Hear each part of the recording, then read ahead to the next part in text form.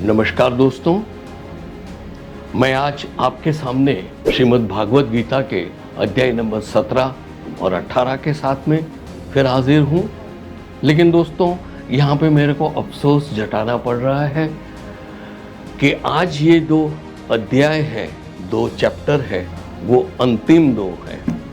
श्रीमद् भागवत गीता में कौरव और पांडव दोनों के बीच में जो युद्ध हुआ,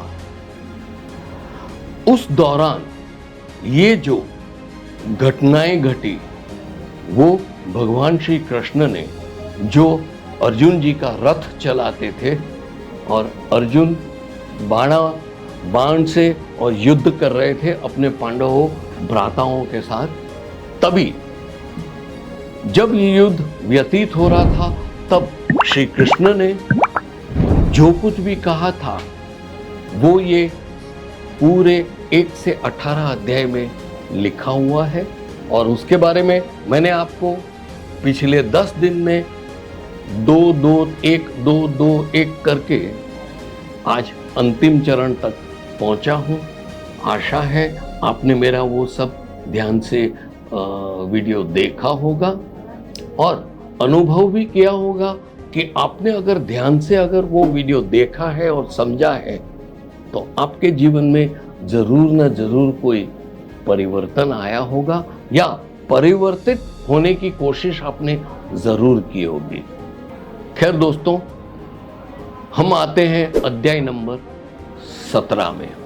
आप जीवन व्यतीत कर रहे हो, आप कर्म के अनुसार जो भी आपके पिछले जन्म के कर्म है या ये जन्म के कर्म है, आप व्यापार कर रहे हो, आप आदि उपाधि व्याधि सब में से निकल रहे हो। आजकल के एकदम भाग दौड़ वाले जीवन में आप देखते होंगे कि आपको हमेशा शांति की, पैसों की, परिवारों की संबंध की, इसकी सब सख्त जरूरत है, तब ये तीनों चीज उपलब्ध नहीं है। दोस्तों, फिर भी आप अपनी यथाशक्ति से कोशिश करते हैं जीवन में आगे बढ़ने की। लेकिन जब भी आप ये कर रहे हो, तब दिन में 1 घंटा आप निकालिए और उसमें से वो 1 घंटा श्री भागवत गीता का सिर्फ एक ही श्लोक पढ़िए, बरोबर समझिए। पहले संस्कृत में पढ़ेंगे, उसका अनुवाद स्वरूप आ जाएगा हिंदी में, और फिर उसका एक लंबी सी समझौती होगी। अब बस ये साथ में करेंगे।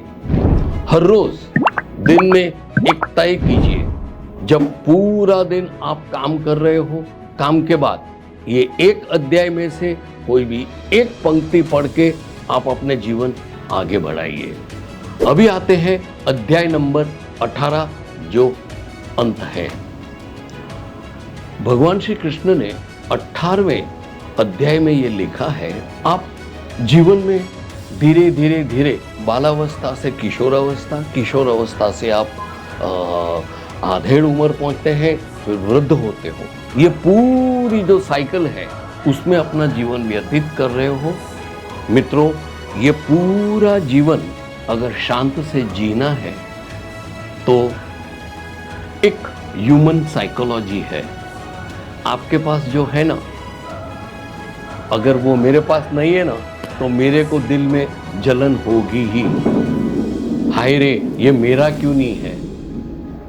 कोई आपको अपमानित करेगा, आप सीधा उससे झगड़ा करने बैठेंगे। ये सब ह्यूमन साइकोलॉजी है, हमारे दिमाग में यही रहता है, क्योंकि हम अपने आप को बहुत ही होशियार मानते हैं, लेकिन ऐसा नहीं होता है। ईश्वर ने जब मनुष्य को जन्म दिया है, हर मनुष्य में कुछ न कुछ खूबियां दी गई होती है।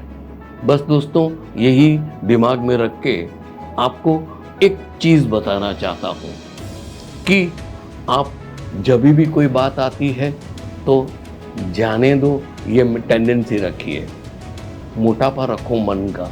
कोई आपको अपमान करता है, डोंट रिएक्ट मत करो।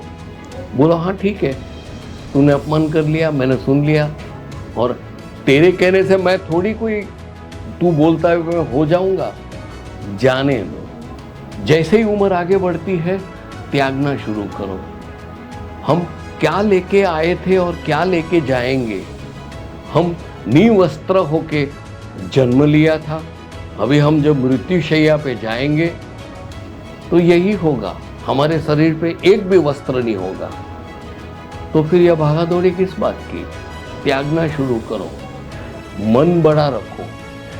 कोई भी आपका अपमान करता है, आप उसके साथ ले दे के झगड़ा मत करो। बचपन का ठीक है, युवा और किशोर अवस्था और युवा अवस्था में ठीक है, लेकिन आधी युवावस्था जैसे ऊपर जाती है, 40 साल के बाद जैसे ही आप आगे बढ़ते हो, तब मित्रों मैं तो ये सजेस्ट करूँगा कि आप उसको धीरे धीरे धीरे त्यागना शुरू करो और मोटापा रखो, जाने दो सब। दोस्तों, यही कुछ कहा है भगवान श्री कृष्ण ने अध्याय नंबर 18 में।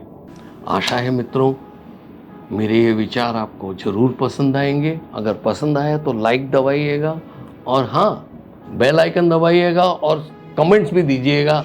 तब तक के लिए जय श्री कृष्ण, फिर मिलेंगे। साड़ी कुर्ती या हो लहंगा, सही दाम का